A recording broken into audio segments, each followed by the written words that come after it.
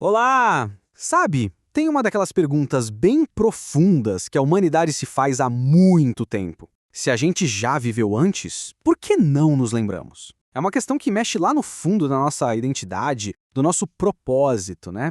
Hoje, a gente vai tentar desvendar esse mistério usando a lógica da doutrina espírita.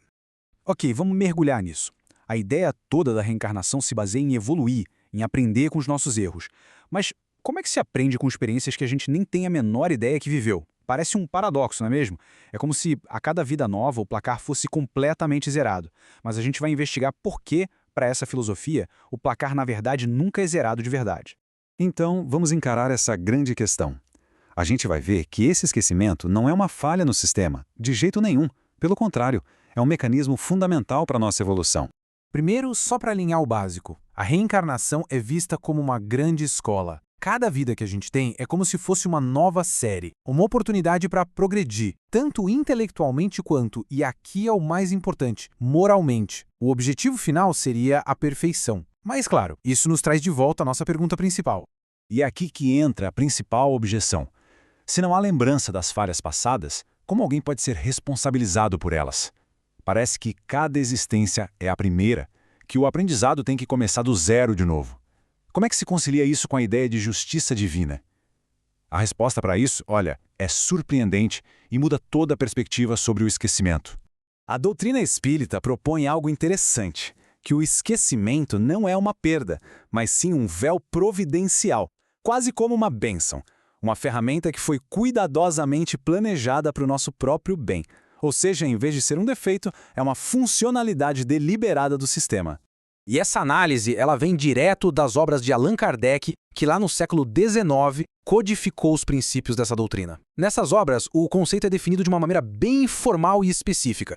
O esquecimento do passado é descrito como um ato da sabedoria divina. A palavra-chave aqui, sem dúvida, é liberdade. Esse esquecimento nos liberta, temporariamente, do peso de quem a gente já foi, para que a gente possa se concentrar em quem a gente quer se tornar. E essa citação de O Livro dos Espíritos ilustra a ideia de um jeito brilhante. Ter a memória completa do nosso passado seria como sair do escuro e olhar direto para o sol. Uma luz tão forte que, em vez de guiar, iria nos ofuscar, nos cegar e nos paralisar. Agora vamos fazer um exercício de imaginação.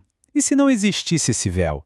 E se, ao nascer, a gente tivesse acesso a cada detalhe, cada erro, cada glória de todas as nossas vidas passadas? O que aconteceria, hein? A resposta é bem direta. Isso traria gravíssimos inconvenientes. A memória total, no nosso estágio atual de evolução, seria muito mais um fardo do que uma ajuda. Vamos ver um comparativo para entender isso melhor. De um lado, imagine só carregar a humilhação de erros terríveis, ou talvez pior ainda, o orgulho de ter sido alguém muito poderoso. Isso iria travar nossas escolhas, reencontrar um antigo inimigo e sentir todo aquele ódio de séculos atrás. Já do outro lado, com o esquecimento, a gente tem um recomeço de verdade, a chance de construir relações novas, talvez até com esses mesmos inimigos, mas sem o peso do passado. É a liberdade de agir no presente.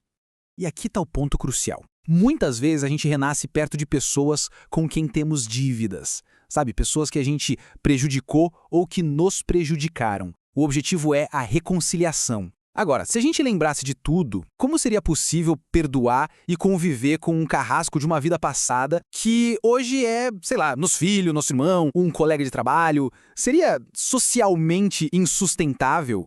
Mas agora é que a explicação fica ainda mais interessante. O esquecimento dos fatos não significa uma amnésia total da alma.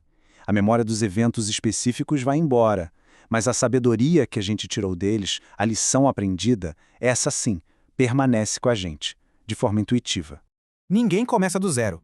Nós carregamos 3 coisas que são fundamentais: a voz da nossa consciência, nossas tendências instintivas e nossas ideias inatas. Essa é a bagagem da alma. São os ecos de quem a gente já foi. Sabe aquela vozinha interior que dá um alerta antes da gente fazer uma besteira? Segundo a doutrina, essa é a voz da consciência. E ela funciona como uma lembrança intuitiva das resoluções que a gente tomou lá no mundo espiritual antes de reencarnar. É o nosso eu mais experiente nos guiando para a gente não cair nas mesmas armadilhas de sempre. As nossas inclinações, aqueles impulsos que parecem vir do nada, Uma bondade espontânea ou uma explosão de raiva são o registro mais fiel do nosso passado. Elas revelam as virtudes que a gente já conquistou e, mais importante, os defeitos que ainda precisamos corrigir. Elas são, na verdade, o mapa do nosso trabalho interior. Então, vamos juntar todas essas peças agora. O esquecimento não impede o progresso. Muito pelo contrário, ele possibilita o progresso de uma forma mais eficiente e, eu diria, até mais misericordiosa, dando para cada um de nós a chance real de um novo começo. Portanto, cada nova existência é um novo ponto de partida, mas não do zero. É um recomeço com toda a bagagem de sabedoria que já foi adquirida, mesmo que de forma inconsciente. A gente tem a chance de aplicar o que aprendeu, mas sem a perturbação da lembrança dos fatos. E essa citação resume tudo perfeitamente. Livre daquele peso esmagador das memórias, a gente tem mais controle sobre as nossas ações no presente. Somos mais senhores de nós mesmos, como diz o livro, para fazer escolhas novas e melhores. Resumindo a história toda, o que poderia parecer uma punição ou uma falha, o esquecimento, é na verdade apresentado como um presente. Um ato de misericórdia divina que nos protege de nós mesmos e nos dá a melhor condição possível para progredir e, finalmente, nos reconciliarmos uns com os outros. E para a gente terminar, fica uma reflexão. Se as nossas tendências mais fortes, tanto as boas quanto as ruins, são os ecos de quem a gente já foi, o que será que elas estão nos dizendo? Qual seria a grande lição que cada alma se propôs a aprender nesta existência? A resposta para isso pode ser o guia mais claro que existe para o progresso de cada um.